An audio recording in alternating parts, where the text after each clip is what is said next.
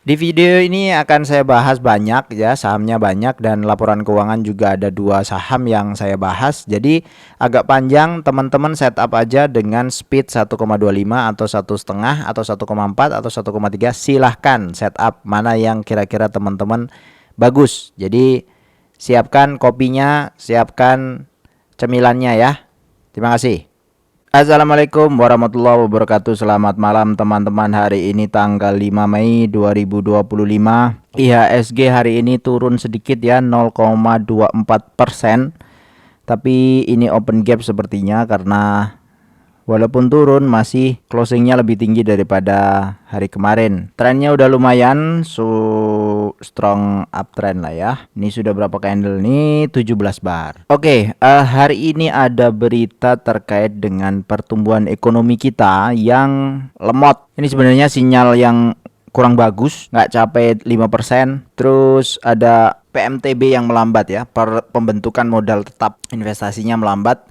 Yang biasanya di kuartal 2024 kuartal 1 itu 3,78%, ini cuma 2,12%.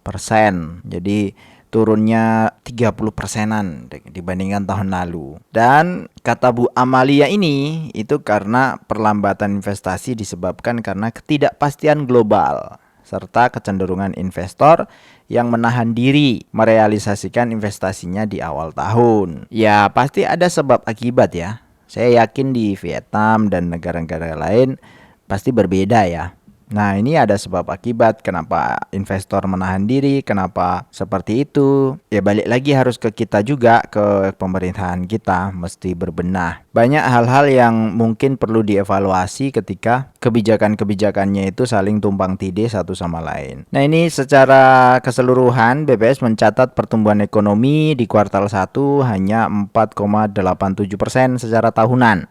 Angka ini melambat dibandingkan kuartal 1 2024 yang tumbuh 5,11%. Jadi kalau pertumbuhan itu kan kalau kita sekarang menghasilkan 10, besok menghasilkan 10 berarti pertumbuhannya 0. Sehingga kalau kita sekarang menghasilkan 10, yang kerja juga 10. Kemudian besok tetap 10, yang kerja juga 10. Nah, yang lahir ini, bayi-bayi yang lahir atau orang-orang yang masuk ke angkatan kerja ini, setiap tahun kan ada tuh angkatan kerja itu nggak terserap. Kalau nggak terserap ya jadi pengangguran. Nah, ini masalah. Kemarin saya pengalaman kemarin ada rekrutmen gitu ya, pengennya ngerekrut SMK atau level-level SMA gitu. Yang daftar ada S1, ada D3. Aduh, agak miris memang. Padahal pekerjaannya hanya administratif dan nggak terlalu membutuhkan level pendidikan yang lebih tinggi gitu daripada SMA. Tapi yang daftar bisa sampai itu tadi D3 SMA, ada yang pengalaman kena PHK 14 tahun atau beberapa tahun gitu ya. Gajinya turun drastis, nggak apa-apa Pak, dengan gaji turun drastis pun nggak apa-apa, yang penting saya kerja katanya. Memang lumayan miris teman-teman. Ya nggak tahu, itu di sekitar saya. Mungkin di tempat yang lain ada yang tumbuh bagus, yang cari kerja gampang, yang jualan gampang ya. Mungkin ada ya di bagian yang lain. Tapi di daerah sini, di tempat saya bekerja, utamanya Bekasi, Cikarang, itu udah mulai kelihatan lah kondisi-kondisi yang perlu waspada. Oke, hari ini saya akan bahas Elsa. Ini kemarin ada yang request, Bang Fadlir ya, Fadlir namanya ya, Bang Fadli R kayaknya sih begitu. Tolong dibahas karena kuartal per kuartal naik terus ya. Kalau bicara net income naik terus dari Q3 memang 108, 162, 187 gitu ya. Tapi kita jangan lupa kuartal 2 2024 itu 260, yang ini 183. Jadi angka 187 ini ya biasa aja sebenarnya gitu. Terus yang sebelum-sebelumnya juga lumayan. Dan memang setahunnya itu memang naik ya, 503 billion ke 714. Oke, kita langsung aja masuk ke laporan keuangannya. Di laporan keuangan memang kasnya bagus, tidak ada masalah, normal-normal saja. Kemudian lanjut kita ke pendapatan. Pendapatan bagus dari 31 ke 3,7 triliun. Ini naik, beban pokok juga naik, tapi laba brutonya tetap bisa dipertahankan naik dari Q1 2024 ya, 324 ke 383 miliar, sehingga laba periode berjalan pun juga naik daripada tahun sebelumnya. Nilai per lembar saham ini 25,1 ke 25,57. Jadi memang naik. Kemudian arus kas aman ya, 33 ke 36T, 3 koma ya maksudnya. Kas setara kas akhir period juga aman. Nah, di detail pendapatan ini kita lihat secara progres bagus. Bagusnya karena penjualan pihak ketiga, artinya yang non grup, kan yang di grup yang sini ya, pihak berelasi. Pihak berelasi ini berarti Pertamina. Itu memang naik kalau dilihat 12 ke 13, kemudian 900 ke 1,05 gitu ya.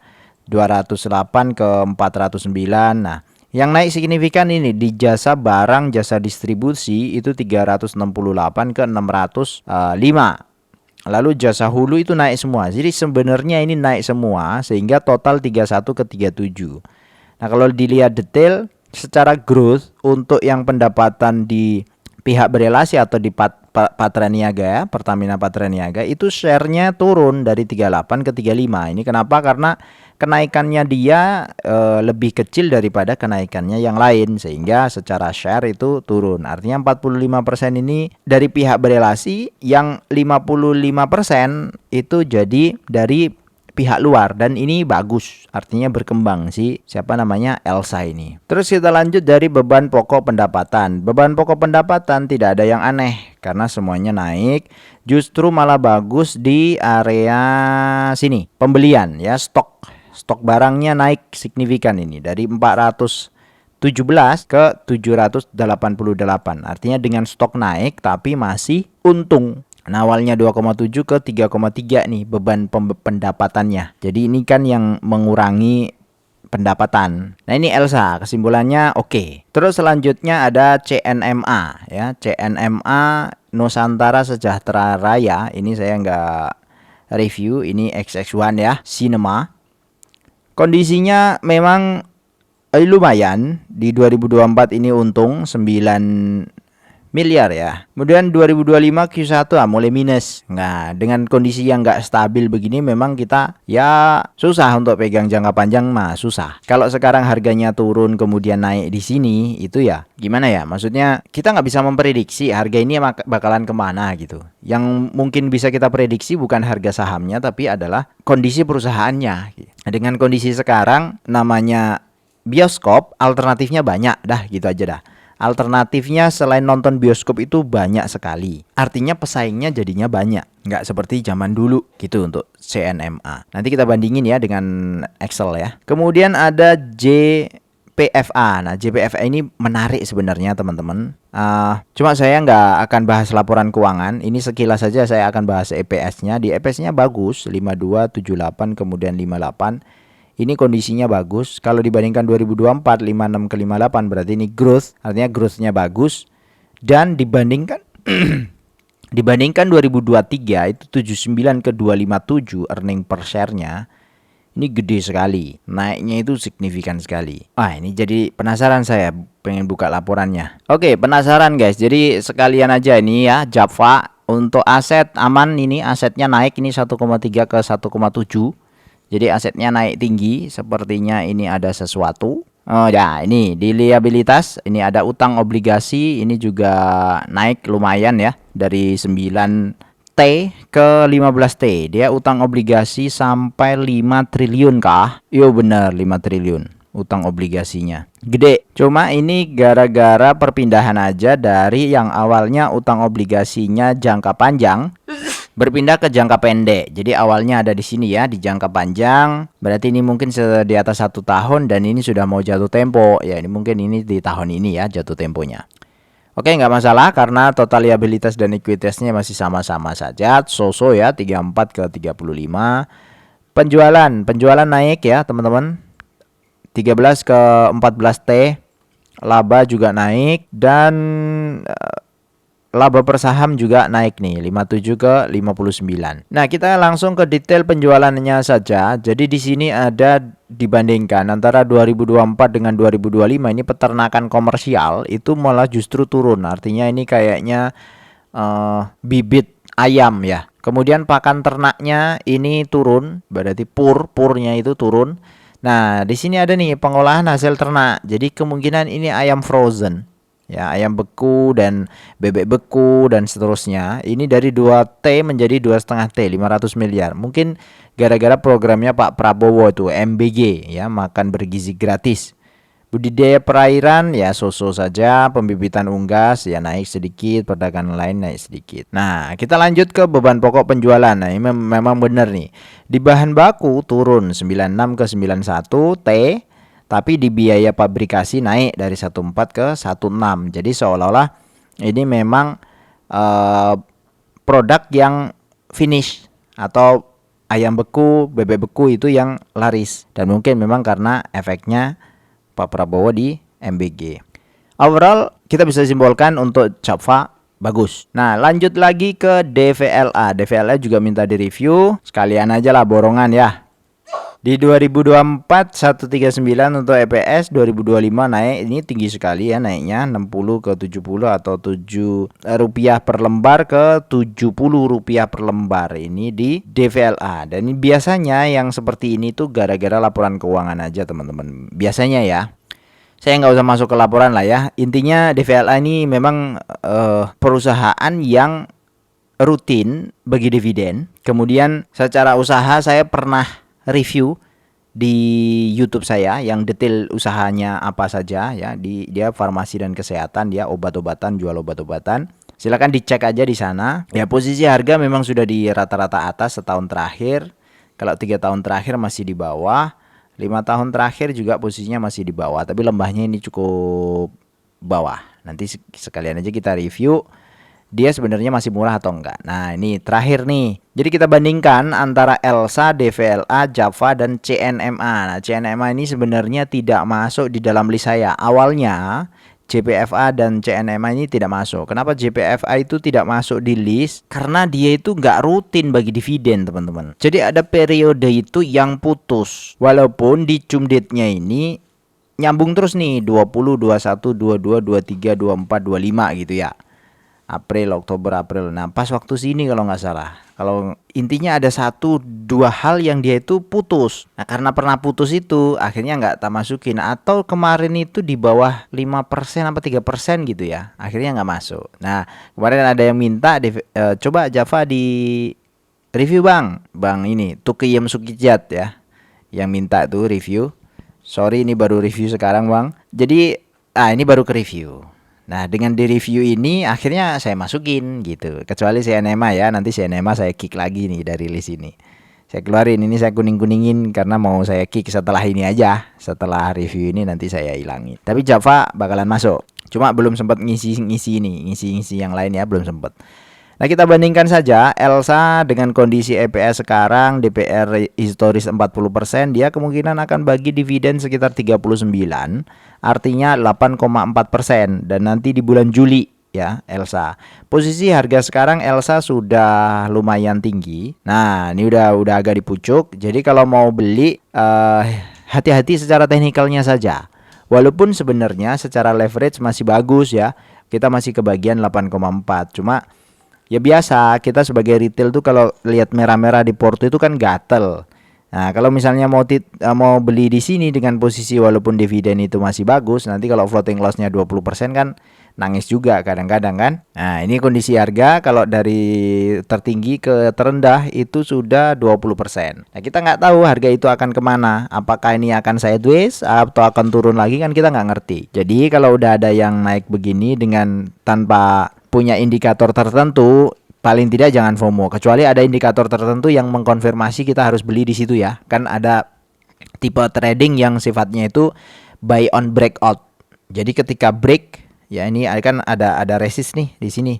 Nanti ketika break di sini volumenya bagus dan seterusnya banyak tuh indikator-indikatornya. Nah, biasanya itu malah beli di pucuk, dan saham-saham tertentu itu biasanya malah naik. Ada yang tipe tradingnya seperti itu ada. Sebagai pengetahuan saja, tapi saya nggak menganut di sana karena susah gitu. Buat saya susah ngikutinnya. Tapi kalau ada dari teman-teman yang seperti itu ya nggak apa-apa, boleh-boleh aja. Justru karena perbedaan kita yang macam-macam ini, harga itu jadi volatile. Dengan harga yang volatile itu keseruan di pasar saham itu juga akan lebih menarik. Itu ELSA 8,4. Kemudian DVLA kemungkinan akan bagi 4,4% lagi karena dia sudah bagi 43.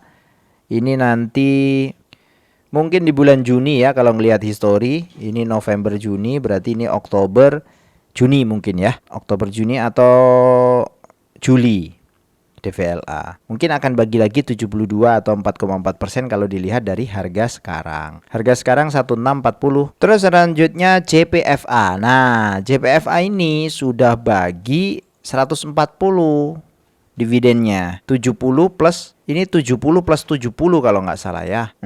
Ini cum date-nya 21 April kemarin. Jadi mestinya untuk periode laporan keuangan 2024 sudah habis. Lah ini sekitar 55% ya payout rasionya. Jadi kita mesti nunggu nanti di laporan keuangan yang tahun ini kalau mau dividennya JPFA. Terakhir CNMA Cinema ini XX1 kondisinya kecil sekali dan ini average hariannya juga lumayan kecil nih ya, 7,9 miliar. Yang paling kecil memang DVLA, ini cuma 50 juta ini sehari transaksinya. Jadi hati-hati kalau mau masuk ke saham-saham yang seperti ini, bisa-bisa nggak bisa keluar gitu. Kalau teman-teman punya misalnya 1 miliar atau 500 juta, wah itu keluarnya susah sekali. Nah secara peringkat ELSA masih paling tinggi, kedua ada JPFA ini setahunnya ya, tapi kalau dalam waktu dekat tentunya ada DVLA. Daripada CNMA saya sih masih memilih DVLA. Dengan kondisi begini kalau 8,4% taruhlah kita pakai ELSA dengan dividen investing di sini kita masukkan 8,4%. Target nanti pensiun itu penghasilan 10 juta per bulan atau 120 juta setahun, maka nilai investasi harus 1,4. Nah ini dengan growth 20% kita ambil saja. Dengan investasi per bulan 2 jutaan dan modal awal sekitar 50 juta aja ya. Maka di tahun ke-25 ini dividen kita akan mendapatkan 19 juta per bulan. Targetnya sekitar 18 juta. Jadi cukup ya. Jadi kalau kita punya perusahaan dengan dividen 8% per tahun, atau Anda punya portofolio yang bisa growth 8% per tahun, itu cukup selama 25 tahun kita nabung, nanti akan mendapatkan dividen sekitar segini. Jadi kalau mungkin sekarang masih keluar masuk karena modalnya kecil, nanti ketika udah modalnya gede, sudah nggak bisa keluar masuk dengan mudah, ya udah stay aja kayak Pak Lo Keng Hong misalnya ya. Dia beli misalnya 1T nggak gampang keluar masuk, ya beli stay aja, harusnya nunggu dividen saja. Dan itulah sebenarnya investasi sebenarnya ya. Jadi bukan zero sum game. Kalau keluar masuk itu kan zero sum game. Saya untung, dia mentransfer keuntungan uangnya itu ke kita. Kalau mereka jual lagi lebih tinggi, dia untung tapi ada yang beli lebih tinggi. Yang lebih tinggi itu adalah membeli dengan cara lebih mahal gitu. Tapi ujung-ujungnya secara universe-nya atau secara totalnya itu nol. Adalah video-videonya, teman-teman lihat aja, judulnya Zero Sum Game. Itu dari ilmuwan matematis, namanya siapa ya, lupa saya. Cari aja di Google. Saya kira cukup dari saya. Semoga bermanfaat. Kalau ada request lagi silakan di request. Sorry yang kemarin requestnya lama dan ini udah lunas semua ya. Sampai jumpa lagi di video berikutnya. Wassalamualaikum warahmatullahi wabarakatuh.